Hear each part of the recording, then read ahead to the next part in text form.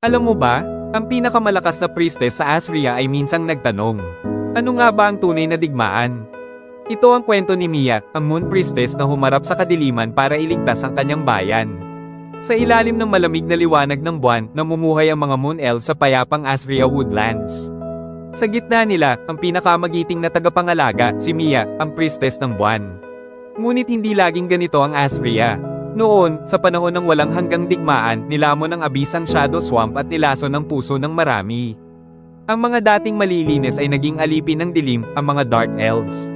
Habang ang kapatid niyang si Estes ay nakikipaglaban para sa kapayapaan, si Mia naman ay nagmula sa pagiging inosente tungo sa pagiging mandirigma.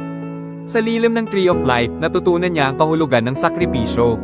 Mga siglo ang lumipas. Ngayon, si Mia na ang nagbabantay sa hangganan ng kanilang mundo, mataas sa mga sanga, nagmamasid sa mga nilalang ng kadiliman na unti-unting lumalapit. At dumating ang madugong madaling araw. Nasira ang Lunar Aegis, ang kagubatan ay nilamon ng apoy, at ang mga sigaw ng Moon Elves ay umalingaw-ngaw sa buong Asria.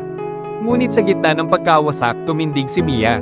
Hindi para tumakas, kundi para mag-utos. Sa kanyang tinig, muling nabuhay ang tapang ng kanyang bayan. Pinagsama ng Moon Elves ang huling natitirang lakas. Sa tulong ng Tree of Light, sila'y lumaban at itinaboy ang kadiliman sa labas ng Moonlit Forest.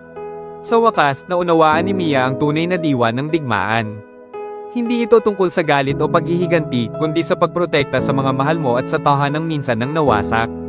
At sa ilalim ng kabilugan ng buwan, ipinangako ni Mia at ng kanyang bayan, hindi na muling magwawagi ang dilim sa Asria. I am the moonlight that breaks through the darkness.